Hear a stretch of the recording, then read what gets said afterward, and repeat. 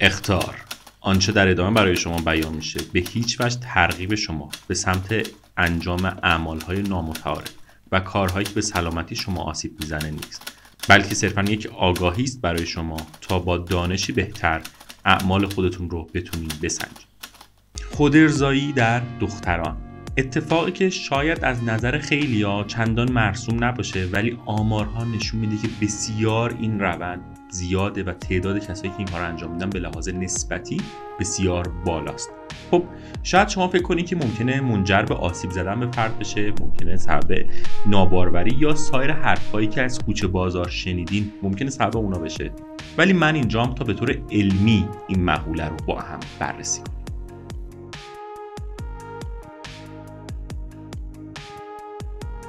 سلام، خیلی خوش اومدین به جنسولوژی، یک محل امن برای اینکه شما بتونید دانش خودتون رو در زمینه سلامتی و آگاهی جنسی به طور آکادمیک و به طور رسمی بالاتر ببرین. این دانش حاصل اطلاعات داخل مقاله ها، سایت های بسیار معتبر و کتب جدید هستش. من به همراه همکارانم، تعدادی ماما، تعدادی خانم دکتر متخصص زنان، سعی میکنیم که دانش خودمون رو با شما به اشتراک بگذاریم. بنابراین با استفاده درست از اون قدر این ویدیو رو بدونید. خب یه سوالی که وجود داره و خیلی‌ها میپرسن اینه که آیا دکتر خودارضایی واقعا خیلی ضرر داره برای دخترها؟ این سوالی که چندین بار داخل اینستاگرام من ازم پرسیده میشه. توی پرانتز آیدی اینستاگرامم دقیقاً اسم همین چنلم هستش. منم سعی میکنم که با خوندن مقالات چک کنم ببینم که آیا واقعا آسیب زننده است یا نه. ابهاماتی که وجود داره اینه که خودارضایی در دختران باعث ناباروری میشه یا باعث شل شدن واژن میشه، روی میل جنسی تاثیر منفی میذاره، سبب افسردگی و مشکلات روحی میشه، یا به طور قطع ممکنه که پرده بکارت رو از بین ببره. حالا این باورهای واقعی هن یا که نه داخل افسانه ها و سنت های ما جای داره؟ قبل از اینکه به این سوالات جواب بدم بیایم اول تعریف کنیم خودارضایی یعنی چی. خودارضایی یعنی تحریک اندام تناسلی برای رسیدن به لذت جنسی و ارگازم که میتونه با دست، وسایل مخصوص یا حتی فانتزی های ذهنی انجام بشه.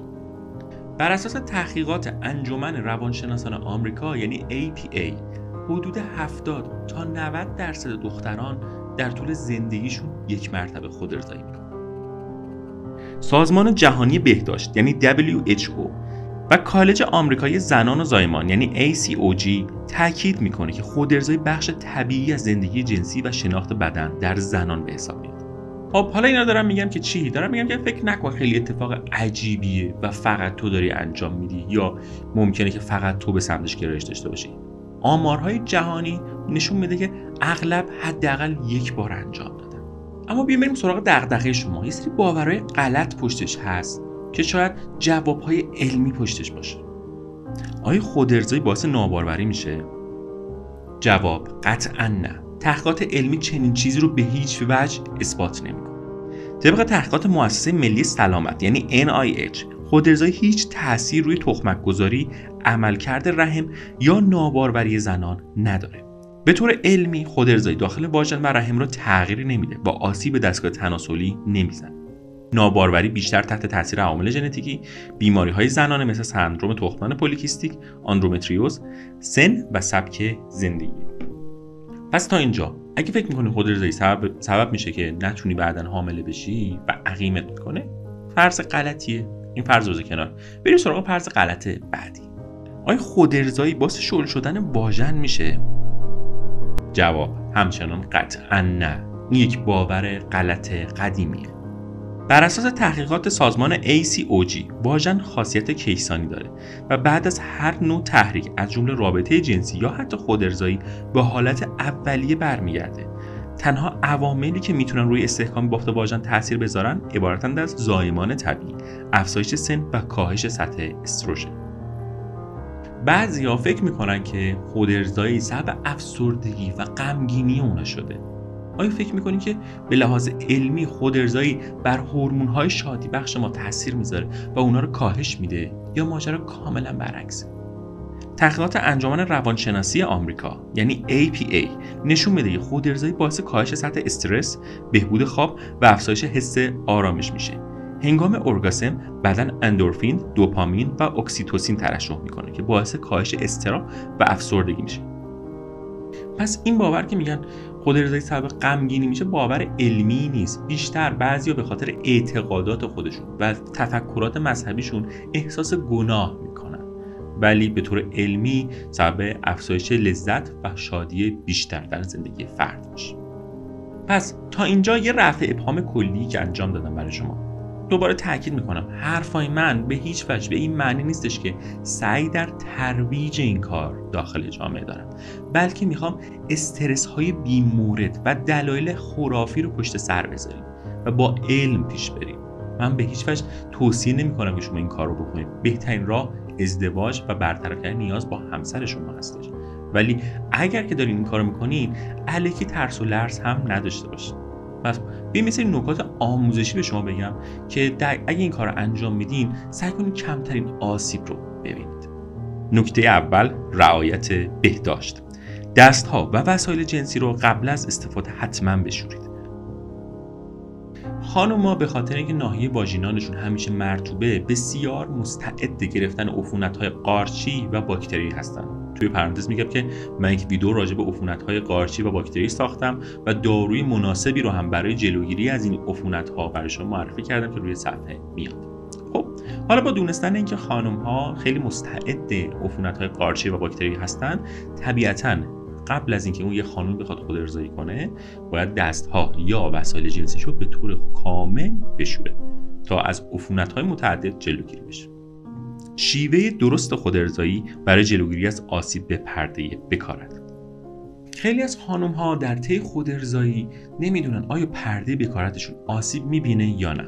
خب من همچنان باید توضیح بدم که من انواع پرده‌های بکارت و تقریبا جنس و بافتشون رو برای شما بررسی کردم، ویدیوش روی تصویر میاد.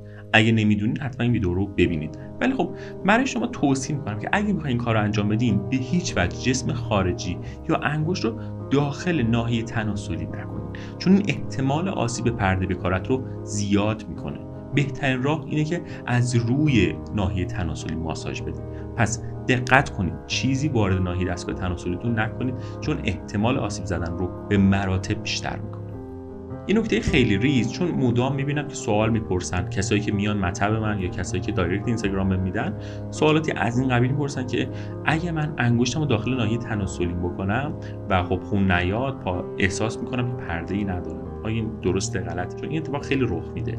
یعنی خانم‌ها هنگام خودارضایی ممکنه که دختر خانومی باشه و انگشت خودش داخل ناحیه تناسلی بکنه، احساس کنه که خونی هم نیومده، چیزی هم جلوشو نگرفته. من تو ویدیوی انواع پرده‌های بکارت صحبت کردم که بعضی از پرده‌ها این شکلی ان. خواهش میکنم وقتی این اتفاق میفته، این شما انگشتتون داخل ناحیه تناسلی و خون نمیبینید، فکر نکنید پرده‌ای ندارید و ترغیب بشین که با مثلا کسی رابطه جنسی داشته باشین از مثلا ناحیه تناسلی جلو و اون موقع آسیب جدی وارد بشه. پرده‌های بکارت گاهن سوراخی دارن که ممکنه انگشت اونا رو پاره نکنه. پس هنگام خودارضایی اگه انگشتتون داخل ناحیه تناسل رفت به معنی نداشتن پرده بکارت نیست. همچنان مراقبت‌هاش رو باید انجام بدید. نکته سوم، تعادل رو رعایت کنید. خودارضایی اگه به طور معمول انجام بشه هیچ ضرری نداره، ولی اگه شما از حد تعادل بیشتر برید و به اعتیاد ختم بشه که روزی چندین مرتبه انجام بشه، یا ممکنه که اصلا شما رو از کار و زندگی بندازه و روزمره‌تون رو مختل کنه، سبب آسیب میشه. بنابراین نکته سوم اینه که حتما تعادل رو رعایت کنید. نکته چهارم، مراقب تاثیرات پورن باشید. پورنوگرافی سبب میشه که شما کمی کمالگراتر بشید. یعنی فکر کنید که حتما باید پارتنرتون هیکل بسیار مثلا زیبایی داشته باشه و فکر میکنید که اگه غیر از این باشه اصلا فایده‌ای نداره. در صورتی این تصور غلطه. این تصور اشتباهیه و مراقب باشین اگر که با پورنوگرافی دارین این کار رو انجام میدین، حتما حواستون باشه که از این فیلم های پورن تاثیر نگیرید. نکته پنجم، به احساسات خود توجه کنید. اگر بعد از خودارضایی احساس گناه یا اضطراب دارین، این به باورهای غلط فرهنگی برمیگرده. خودارضایی طبیعی و سالمه و نیازی به شرمندگی نداره. خب دوستای گلم، تا اینجا چه چیزایی برای شما گفتم که باورهای اشتباهی درباره خودارضایی هستش که اهم از اینکه ممکنه که سبب غمگینی شما بشه یا ممکنه که سبب تغییر شکل ناحیه تناسلیتون بشه، فرض غلطیه. این فرضی فکر میکنن که خودارضایی یک کاریه که فقط افراد زشت کار انجام میدن، افراد نادرست انجام میدن، هم فرض غلطه. تقریبا تا 90% خانم‌ها یک بار در طول عمرشون این کار رو حداقل انجام دادن. بعضی از روحانیون یا افراد متدین بر این باورن که خودارضایی کار انسانیه و هیچ موجود زنده‌ای به جز انسان این کار رو انجام نمیده، که این هم فرض غلطیه. حیوان‌های متعددی خودارضایی میکنن.